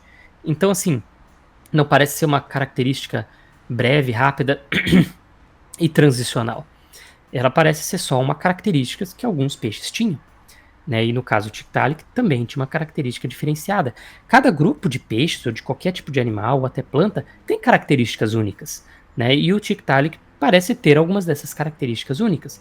Já outras que são utilizadas para dizer que ele é um fóssil transicional não são tão únicas assim. Se a gente for pesquisar mais, existem outros grupos, né? Então, por exemplo, uma das principais que a gente vê é que, por exemplo, essa cintura pélvica, como eu mencionei, ela é um pouco maior do que normalmente é em peixes. Então mostra um certo nível de uma estrutura mais reforçada, né? E o pessoal, tá evoluindo para andar. Mas como eu falei, não necessariamente. Ele poderia naturalmente utilizar esta cintura pélvica maior. E até esse ligamento, se ele realmente existir, né, que a gente estava falando, exatamente para fazer o seu apoio no tipo de habitat que ele vivia. Os Ele era evolucionistas mesmo adaptado vão ao dizer. ambiente dele, né? Exato. Uhum, A um ambiente de águas rasas, onde ele uhum. precisava se apoiar, onde ele precisava se mover ali, sem nadar demais, sabe, aquela nado livre, assim. Poderia fazer isso, claro. A gente não tem, por exemplo, o fóssil da cauda dele, do rabo, não está preservado, então a gente não tem muito como ver como era a cauda dele. Mas provavelmente devia ser uma cauda relativamente grande. Mas as patas, ali, as patas não, as nadadeiras, né, ajudariam esse movimento como se fossem patas, né, para apoiar ali e ele poder levantar. Mas como eu disse, outros peixes de nadadeira raiada, né, que não tem nada a ver com essas gordinhas lobadas que a gente está falando, muitos peixes fazem isso também, né? Então é isso. Mas eu acho que tem uma coisa, Maura, que eu acho que é crucial nesse debate todo, porque não adianta a gente ficar falando de mini características no Tiktaalik se a gente tem um problema gigante A Bíblia fala, né, a gente tá se preocupando com cisco no olho e tá ignorando a trave no olho, né? E é mais ou menos isso. Existe um fóssil que foi encontrado, só para o pessoal entender, fósseis não necessariamente é só de osso ou de partes do corpo. É qualquer Também tem de vestígio. resquícios, qualquer vestígio. Então, por exemplo, casca de ovo, coprólito, que é basicamente cocô de algum bicho que fossilizou, pegadas, são fósseis. Não é parte do animal, mas é um resquício que o animal deixou. E é muito interessante que os evolucionistas, eles vão datando as rochas e tudo mais, foram datando alguns fósseis e encontraram uma série de pegadas na Polônia, em uma rocha, que data de 10 milhões de anos antes do Tiktaalik aparecer. O que tem essas pegadas? O que é curioso é que são pegadas de um animal terrestre, provavelmente de um anfíbio, tipo uma salamandra. Até o movimento, o modo com que elas caminhavam, era de um animal que se moveria assim, como uma salamandra, até um réptil, né, como um jacaré faz isso. Mas ali não seria um jacaré, seria provavelmente uma salamandra ou algo do tipo. E tem pegadas com 5 dedos, você vê os dedinhos certinho. Eu acho que até um artigo foi publicado sobre isso lá em 2010. E os próprios evolucionistas conseguiram identificar. Falaram, gente, isso aqui é um animal terrestre. E não tinha, supostamente, segundo a teoria da evolução, nenhum animal terrestre nessa época. Animal terrestre vertebrado, tá? Não teria nenhum vertebrado terrestre ainda. E essas espécies transicionais, como o Tiktaalik, estavam muito longe de aparecer ainda.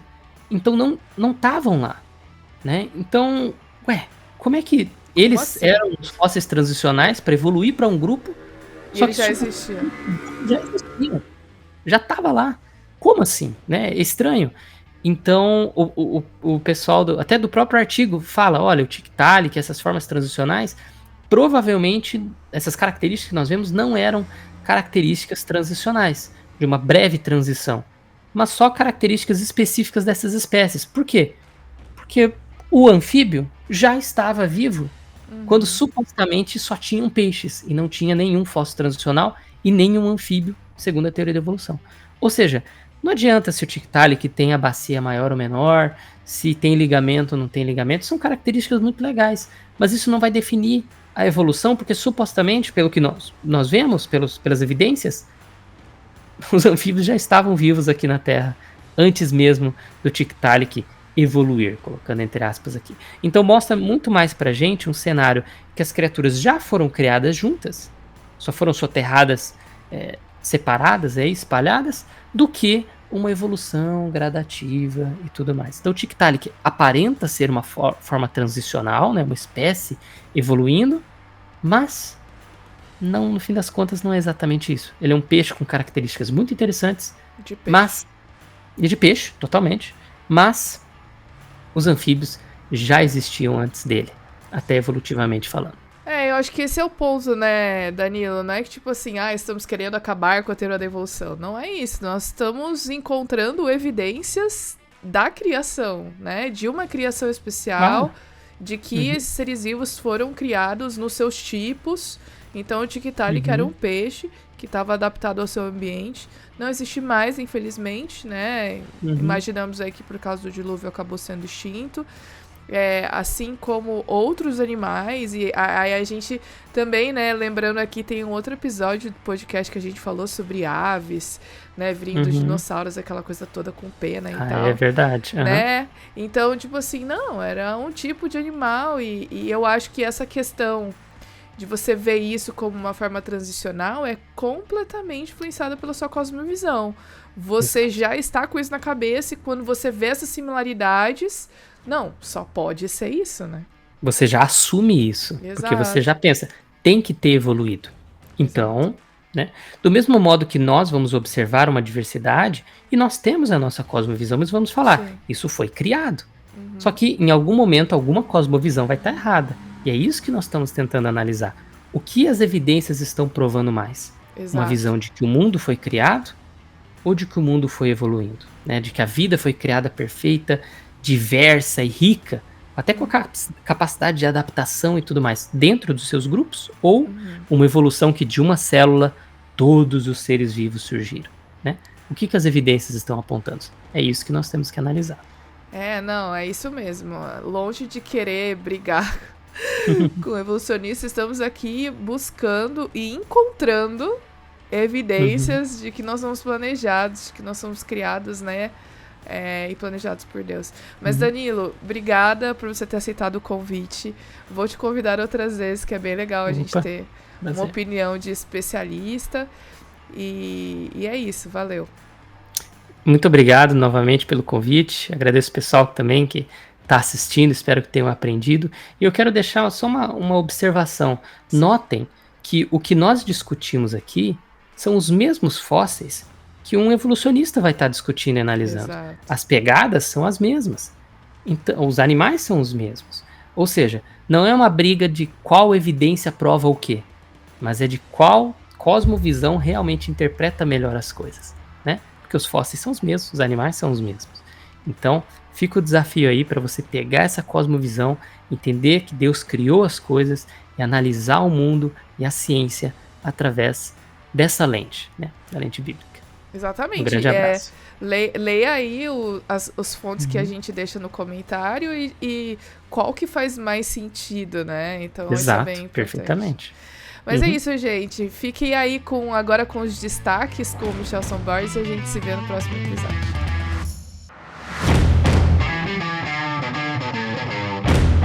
Olá, tudo bem com você? Estamos de volta aqui com o nosso quadro Observatório das Origens, que por sinal é o nome também do canal da Maura Brandão, que está de volta aqui comigo para a gente conversar um pouco sobre alguns assuntos da ciência, sempre com as lentes do criacionismo. É a nossa pitada de interpretação dos fatos, né? Maura, tudo bem com você? Seja bem-vinda aí de volta para falarmos sobre esses temas empolgantes. Hoje tem desde Marte até a Terra, né? Exatamente, Michelson. Boa tarde, bom dia, boa noite aí para quem está assistindo a gente também. Estamos aqui mais uma semana para falar sobre dois temas bem interessantes e diversos aqui. Ok, como eu sempre tenho feito aqui, lembro aos nossos amigos que existem fontes bem interessantes para vocês consultarem, scb.org.br. Tem o site também do Geoscience Research Institute, que é o nosso instituto de pesquisas em geociências, lá de Loma Linda, é um instituto mantido pela Igreja Adventista Mundial, e o site é o grisda.org, GRIDSA, grisda.org. Tem muito material bom lá também. E indico o meu blog, que já tem quase 20 anos aí de existência no Brasil, que é o criacionismo.com.br, www.criacionismo.com.br. É um banco de dados ali com bastante material, inclusive a Maura, que é bióloga, doutora em ciências, é uma das colaboradoras desse blog aí também. Mas, sem mais delongas, a não ser para pedir que você se inscreva nos nossos canais, se já é inscrito aqui no meu canal, beleza? Se não, aproveita aí um tempinho, vá lá, se inscreva, e faça o mesmo no canal da Maura, que tem como nome Observatório das Origens. Vá lá, rapidinho, se inscreva no canal dela, acompanhe os conteúdos muito bons, inclusive às sextas-feiras, ela faz uma versão expandida da conversa que temos aqui às terças-feiras. Então, toda terça-feira a gente dá uma palhinha aqui nos nossos canais, 2, 3 assuntos, sempre terça-feira à noite a gente posta nos canais, e na sexta-feira ela faz um podcast bem mais longo, mais detalhado, com muito conteúdo aí científico bem interessante. Então, se inscreva nos canais, acione o sininho para receber as notificações, dá um like também nos vídeos e comente também ali abaixo dos conteúdos. Tudo isso aí ajuda a dar engajamento e fazer com que esses conteúdos cheguem mais longe, ok? Vamos lá então, Maura, para os temas que você selecionou para hoje. O primeiro deles qual é? Tá com o áudio desligado, Maura. Vamos lá então. O primeiro aqui fala sobre a Lucy, né? Então, se tem alguém aí que nunca ouviu falar da Lucy, a Lucy, ela é um fóssil de um provável ancestral do homem, do Australopithecus afarensis, né? Ali na evolução do homem, a gente tem basicamente dois grupos, os Australopithecus, que são mais parecidos com os símios, e os Homos, que são mais parecidos com os homens, né? Então, a Lucy seria aí o primeiro ancestral, uma espécie de, sei lá, forma transicional na evolução do homem. E esse ano faz 50 anos que ela foi encontrada lá na Etiópia. Inclusive, o fóssil dela está exposto lá no museu em Addis Abeba, que é a capital da Etiópia. Mas, assim, a reportagem da Science é gigantesca. Eu vou aqui dar uma resumida, porque a reportagem basicamente retoma um pouco da história do achado da Lucy, quem descobriu, como foi, a importância desse achado para aquele momento, e fala um pouco a respeito de como está hoje o estado da arte, dessa questão da Lucy, né? Então, hoje, 50 anos depois, já existiram outras formas que foram encontradas, mais ou menos da mesma época que a Lucy, inclusive outros indivíduos, porque quando você procura o esqueleto da Lucy lá no Google, você vai ver que é um esqueleto super fragmentado.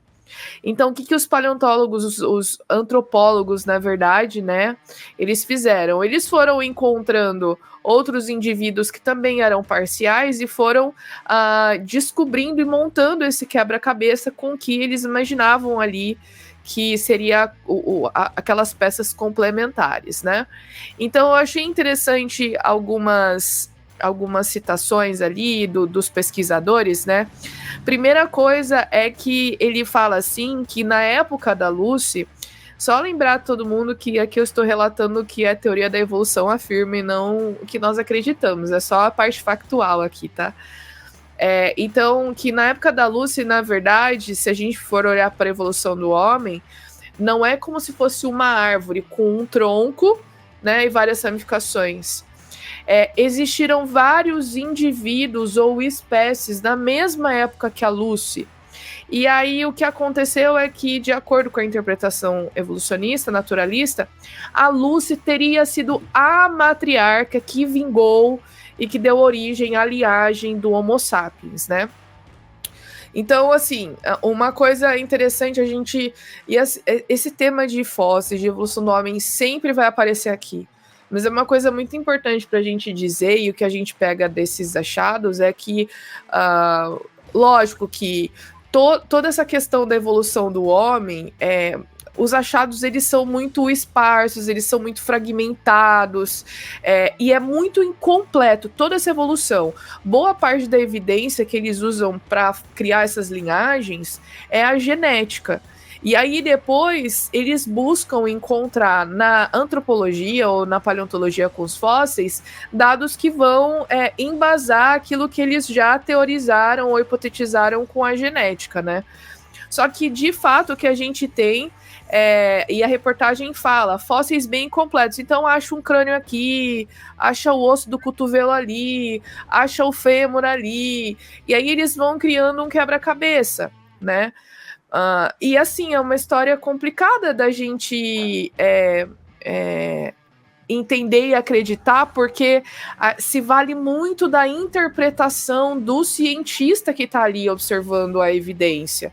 E como vale muito da interpretação, então, por exemplo, eles falam que a Lucy era um Australopithecus que ele andava ereto. Aí eles falam como isso? Pela anatomia. Só que ninguém nunca viu a Lucy andar. E se de repente era uma outra forma que não era exatamente o movimento ereto ou não? Enfim, o que eu tô querendo dizer é, a gente pode questionar essas coisas, porque isso está muito sujeito à interpretação, né? E outra questão também que eu queria falar antes de passar para você, Michelson, é assim, com esses questionamentos, não significa que a gente tá falando assim, nossa, estamos desmentindo a evolução. Não é. Quando a gente olha esses dados, a gente fala assim, nossa, olha, não era um tronco, eram vários indivíduos, eram vários tipos básicos que os evolucionistas acabam interpretando pela similaridade como sendo uma linhagem do homem, mas pode ser que tenham sido apenas tipos diferentes de símios que existiram naquela época, entende? Enquanto você falava aí, Mauro, eu tentei localizar e encontrei aqui um preze que eu já usei em algumas palestras, uma curiosidade aqui só, né? Depois vocês podem procurar no meu canal aí no buscador pela palavra Lucy. Vocês vão encontrar 2 vídeos que eu apresentei um tempo atrás e aqui tem essa curiosidade interessante. Olha só, eu comparei, né? A apresentadora e comediante Joan Rivers morreu no dia 4 de setembro de 2014. Acho que é Joan mesmo, né? Alguma coisa assim. uma necrópsia inicial não conseguiu revelar a morte, a causa da morte dela. Veja só, eles tinham um cadáver uma pessoa recém-falecida ali, um cadáver fresco, digamos assim, e não conseguiram, por necrópsia, determinar do que ela tinha morrido.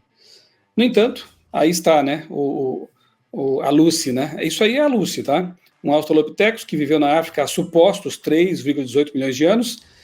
Na verdade, são quase 40% aí de um esqueleto, né? E como disse a Maura, muitas vezes são fragmentos de indivíduos diferentes também. Aí,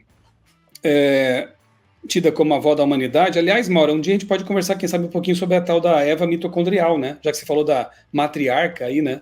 É um tema bem interessante. O que me chamou a atenção numa notícia que eu li um tempo atrás é que um pesquisador afirmou que a Lucy sofreu uma queda de 15 metros.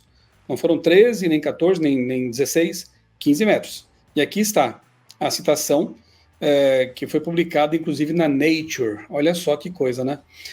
Diz aqui o John Kappelman, antropólogo da Universidade do Texas, que Lucy esticou os braços no momento do impacto, numa tentativa de amparar a queda.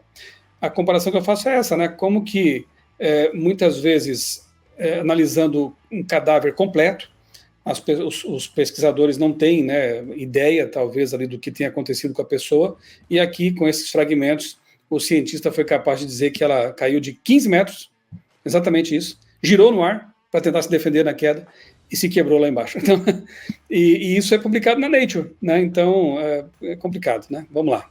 Prossiga aí, Maura. Assim, a gente sabe que as técnicas forenses são super avançadas e a gente consegue, assim, descobrir várias coisas, mas essa notícia realmente que ela caiu da árvore aí, enfim, né? O trabalho dele é sério, mas claro, parece meio difícil de acreditar. Né? Eu não estou aqui invalidando o trabalho dos pesquisadores de forma alguma, né? Mas é que me chama a atenção porque quando você quer apresentar alguma pesquisa criacionista, comparando com essa aí bem mais fundamentada, muitas vezes você encontra dificuldades, barreiras, né?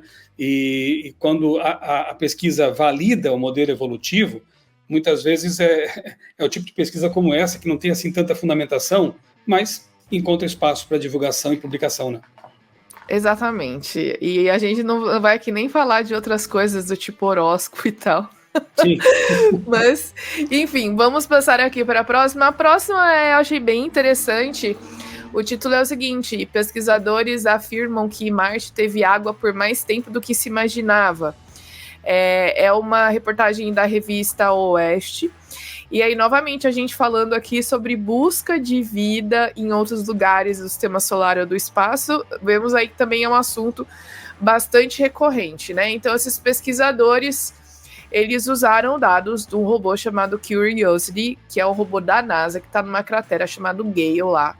E eles analisaram esses dados, especialmente geológicos ali da superfície dessa cratera, e eles identificaram que Marte, ele já foi, em algum momento, a água já esteve presente nesse planeta, muito depois de quando foi considerado que ele tinha se tornado seco. Ou seja, que na verdade, o tempo em que a água existiu foi num momento diferente que eles imaginavam, e não teria dado tempo suficiente para ter formado a primeira vida e acontecido todos aqueles processos evolutivos que a teoria da evolução defende, né, atualmente. E aí o pesquisador, ele diz o seguinte, que isso tem uma influência sobre a ideia a respeito da presença de água em Marte, e aí também isso vai ter impacto nas pesquisas que tentam encontrar vida ou evidências de vida lá. E o resultado da pesquisa dele sugere que a chance de ter existido vida em Marte é muito menor, é smaller, né? É menor do que eles imaginavam inicialmente. Então, mais um dado aqui que acaba sugerindo que está cada vez mais difícil encontrar vida em outros lugares do sistema solar. Se a gente não encontra num planeta que está aqui pertinho, né? Imagina nesses aí que estão muito mais distantes. Seu microfone. Abri aqui, pronto. E de novo, né, aqui no meu canal também, se você colocar no buscador Marte, digita só a palavra Marte, você vai encontrar um vídeo, já tem alguns anos aí, bem interessante, Vida nas Salmouras de Marte, né? Foi uma notícia veiculado um tempo atrás, que também coloca aí mais uma pazinha de cal nessa pretensão de encontrar vida em Marte. No entanto, se encontrarem uma bactéria lá em Marte, vão dizer que é vida, mas aqui na Terra é um ser em gestação para algumas pessoas, né? Acaba sendo só um amontoado de moléculas, de células, né? Eu não vou entrar nessa questão agora, mas só para pensar, né? E temos o que mais, Maura, para hoje? O áudio. Estamos esquecidos hoje. É que aqui passa muito carro, daí eu fico com medo de interferir. Mas, o bom é que, como eu tô... Aliás, de novo, né, a Maura e eu gravamos aí no nosso horário de almoço, né, sempre naquela correria, ontem à noite, ainda, e a Maura, vamos selecionar que assunto para tratar aqui, né, mas está sendo legal, essa dinâmica, apesar da nossa correria, está sendo interessante, e eu gravo aqui no meu escritório também, meio-dia, o telefone não toca, está tudo mais tranquilo, e diferentemente da Maura aqui não passa carros, então está mais tranquilo por aqui. Mas enfim, a gente vai levando. A última notícia me chamou a atenção porque ela foi feita... A manchete, na verdade, é o seguinte. Humanos primitivos, né? O trabalho com madeira de humanos primitivos estava muito à frente de seu tempo. E aí, a notícia, e eu vou colocar aqui também para vocês o endereço do artigo, para quem achar interessante e quiser ver as imagens, tá? Dessas coisas que eu vou descrever aqui. Porque esses pesquisadores, eles encontraram algumas evidências de ferramentas e armas, tipo lança, ponta de lança e tal, de flecha e tal, feito em madeira, pelos humanos primitivos que viveram na época ali, paleolítico, né, com Pleistoceno, que seria o intervalo bem pequenininho, assim, sabe? Entre 2,5 milhões de anos atrás e 12 mil anos atrás. Então eles teriam vivido aí em algum lugar nesse intervalo. E eles encontraram armas e ferramentas que foram feitas por esses homens ali numa região que eu não vou me atrever a pronunciar o nome, porque mesmo morando numa região que tem um monte de nome de alemão, eu não aprendi alemão ainda, mas é numa região da Alemanha, e aí eles encontraram esses artefatos que nesse intervalo que eu falei aí, do Paleolítico, seria mais ou menos uns 300 mil anos atrás. Primeiro de tudo que eu já achei incrível madeira ter sido preservado, mesmo nas turfas que tem lá e tal, ser preservado por tanto tempo, mas tudo bem. E aí, o que eles fizeram? Eles analisaram essas evidências e falaram assim, caramba, essas técnicas que eles usavam para construir essas ferramentas tá muito mais avançada do que a gente imaginava que eles teriam habilidade para fazer, né? Porque eles afirmam o seguinte, que o tamanho do crânio ele foi aumentando, o tamanho do cérebro consequentemente, e aí a capacidade cognitiva, as questões motoras e tal, iriam acompanhando, né? De acordo com a evolução. Então eles falaram, nossa, então eles tinham habilidades muito maiores do que a gente imaginava para essa época, porque não só eles construíam essas ferramentas, mas eles reutilizavam esses materiais para fazer outras coisas. Então eles dizem aqui que isso sugere que esses antigos artesãos foram pioneiros adeptos da manipulação de madeira para transformá-la em ferramentas e armas eficazes.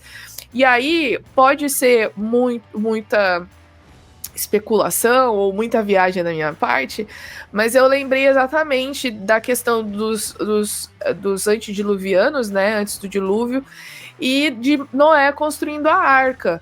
Então, às vezes a gente pode pensar, caramba, né? É lógico que enfim, essa pesquisa não foi feita dentro desse contexto, tá? Essa pesquisa foi feita considerando humanos primitivos de até os 300 mil anos atrás, tá bom?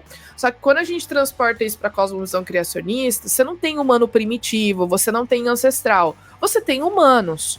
Então, essas evidências, dentro da cosmovisão criacionista, foram deixadas por humanos, né? E mostra aí uma certa tecnologia para você manipular, que olhando as imagens, para nós parece não tão difícil, né? Mas naquele momento, sem toda a tecnologia e o conhecimento que nós temos, talvez não seria tão fácil assim para essas pessoas, mas enfim.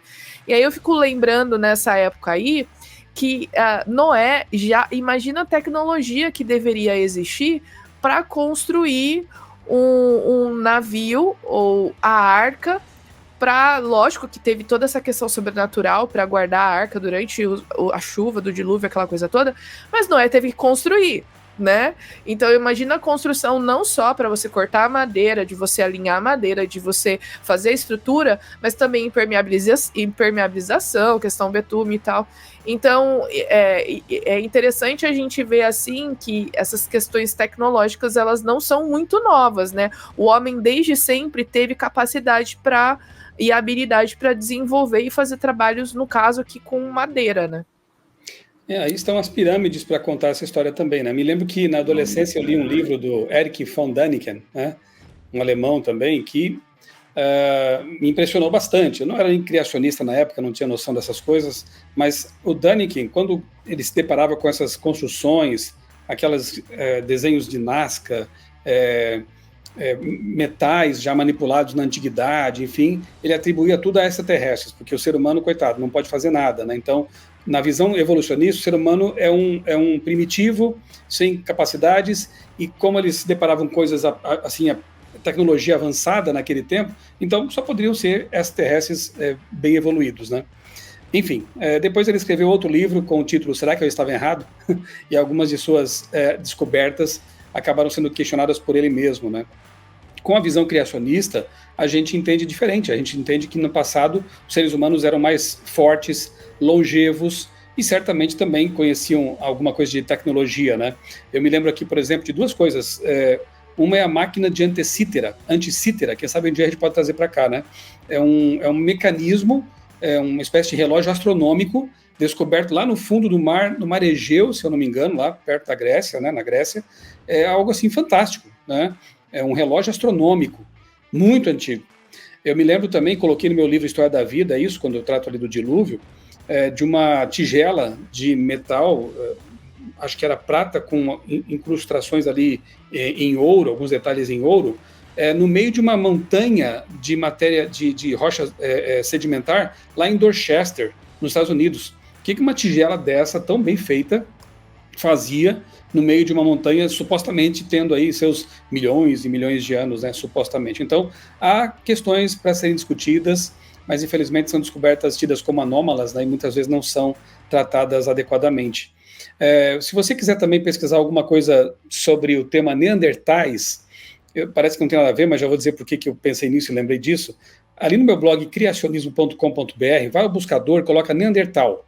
Você vai achar um monte de textos em que os neandertais são colocados como praticamente humanos modernos. Eles escovavam os dentes, eles faziam flautas para tocar ali músicas, eles inclusive tinham interação com o Homo sapiens. Então, parece-me que os neandertais eram bem humanos, né? E não se poderia talvez dizer que eram ancestrais evolutivos ou coisa parecida. Então, é outra coisa para a gente pensar e quem sabe um dia falar sobre isso também, né, Maura? É a nossa pequena contribuição aqui para o criacionismo, né, Maura? Estamos tentando aí trazer de volta, né, esse ânimo, essa empolgação pela pesquisa criacionista e usando as redes sociais para isso, né? Vocês que queiram ler mais sobre o assunto, não esqueçam, scb.org.br tem a loja virtual ali com ótimos livros, cpb.com.br é o site da Casa Publicadora Brasileira. Você vai lá em livros, ciência e religião, tem vários livros ali muito bons também para você se inteirar mais sobre esse tema ou sobre essa controvérsia envolvendo criacionismo e evolucionismo. Maura, muito obrigado mais uma vez por essa parceria. Vamos aguardar aí ansiosamente o seu podcast de sexta-feira, ok? E você que nos acompanhou até aqui, um abraço. Deus abençoe grandemente a sua vida e também a sua família.